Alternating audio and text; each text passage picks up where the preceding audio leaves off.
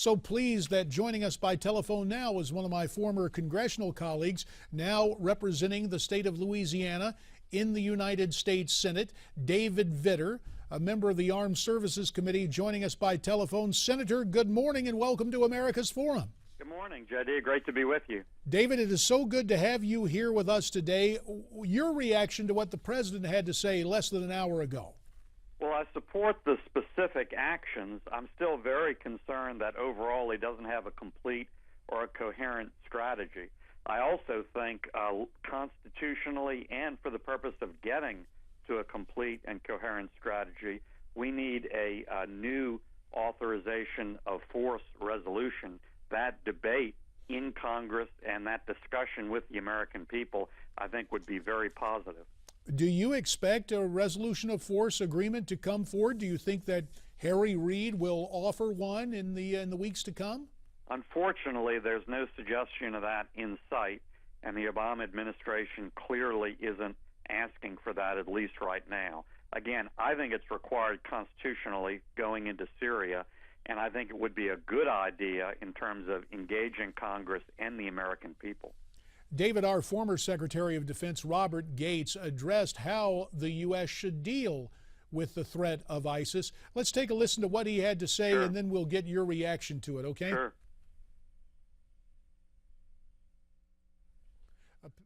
I think that destroying ISIS is a very ambitious mission. I think our goal actually ought to be, first, to just set ourselves the objective of pushing ISIS back out of Iraq, getting them out of there, denying them a place where they can have a permanent foothold, if you will, where they might be able to carry out plotting against the United States.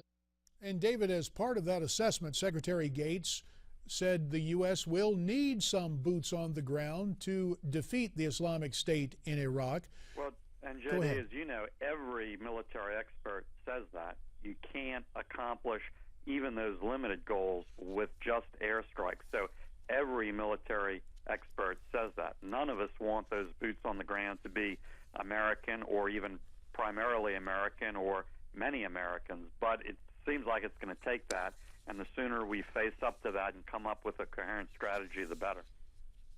Well, let me ask you then about the new group we're hearing about, Khorasan, Right. and what was going on last night when there was a unilateral American strike against the Khorasan group. David, we've heard the description of an imminent attack feared here in the homeland. What have you heard about that? Nothing. And so I'm going to absolutely want detailed briefings about that. Confidential briefings to see if in fact there was that imminent attack. Quite frankly, JD, lots of these statements in the past, lots of these statements with regard to the prisoner swap several months ago and other things proved not to be true. So I'm certainly going to want a detailed briefing about that. So let me get this straight, David. The most charitable interpretation we could get is, based on past history, the term imminent may be inaccurate. More realistic, just some straight talk, David. Are you afraid the administration cries wolf once too often in some of these situations? Yes, particularly right before an election. Well, we have it there, and obviously, David, you know your comments will make news. That's why we're glad to have you here on Newsmax TV. Couple of other points on the recent airstrikes, and then we'll move to another subject. David, are we reading too much into the situation where we had a kind of pan-Arab alliance last night, including the petrol states, I guess we'd call them, with Bahrain and the UAE and Saudi Arabia taking part in this air raid last night, but no presence from Egypt or from our NATO allies like the UK and France? What do you make of that? Well, I think that's the most positive development we've seen in this whole enterprise, and I think that is a very significant and very positive development. If we're going to be successful, we need to build a coalition, and that needs to include, in fact, it needs to be led by, in many significant ways, Arab states. I hope beginning of that. I hope this isn't a coalition in name only. And so I take this as a positive development. As for the absence of our NATO allies, France and the UK, should we be concerned about that, at least in terms of last night's raids? Well, we certainly need to build the coalition as broad as possible. I'm not particularly surprised, particularly given the politics and the war weariness of Europe and the West. But hopefully that coalition will continue to come together and build. David, let us switch topics now. Sure. You continue to highlight the Obama administration's policy of letting illegals receive taxpayer-funded Obamacare benefits. The obvious question is, why does this administration bend over backwards to give Obamacare and other benefits to those who come here illegally? Well, J.D., I don't think it's by accident. I think it's really by plan.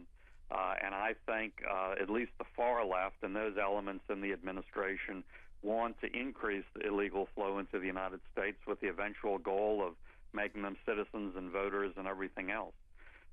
One of the clear, explicit promises during the Obamacare debate was that these benefits would never go to illegals in any way. Well, it's another broken promise. We know of 310,000 cases of people getting Obamacare and a subsidy, a taxpayer check, essentially, with immigration issues that have not been resolved, who are basically undocumented. I'm not saying every one of the 310,000 will be proved to be illegals, but certainly some big percentage of them are, and they're still getting the benefit. And the only thing the administration has done is push back and further back any deadline to stop those benefits. Well, no deadline to stop the benefits. And David, we're hearing now in terms of the political calendar, the vice president and others saying that this president plans to put together some sort of unilateral executive action by Christmas time. That's the new deadline. Do you expect this president to offer amnesty as kind of a Christmas gift to illegals? He could. To me, that would be clearly illegal and unconstitutional, clearly beyond his authority, just like continuing to allow Obamacare subsidies and benefits to go to illegals is clearly beyond the law. That's why I wrote the head of CMS, Marilyn Tavenner, asked her a number of detailed questions about when are you all going to do something about this and just stop pushing back every enforcement deadline in sight. Well, we know, and you have just detailed your efforts with CMS finding out about Obamacare. We also understand the Department of Justice.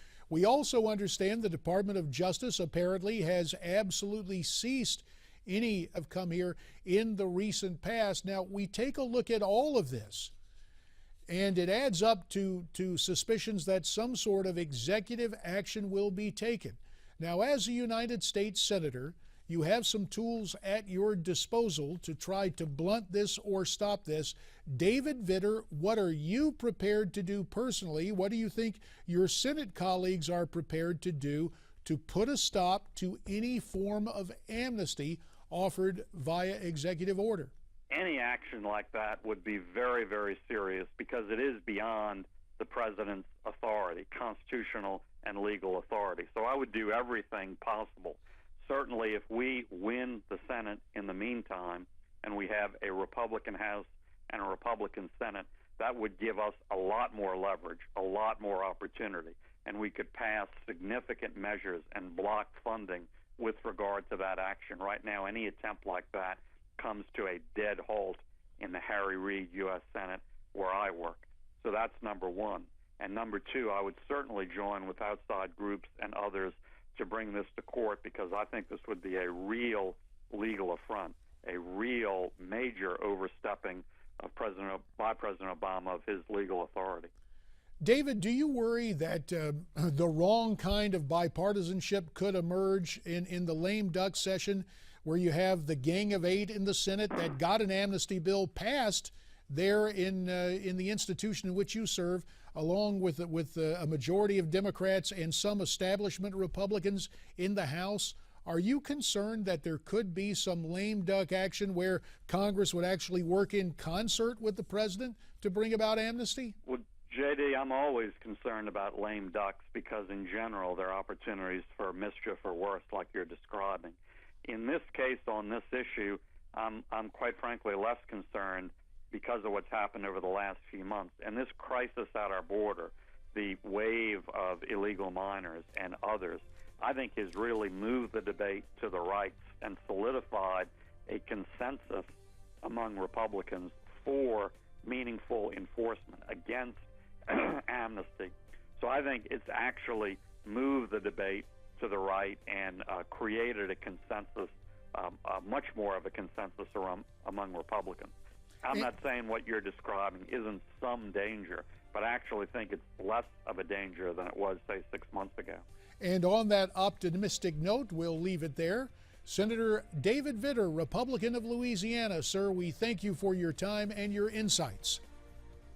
Good to be with you. Thank you, David. Well, you heard what David had to say. What's your take? Why don't you tweet me your comments at Newsmax TV, #America's Forum.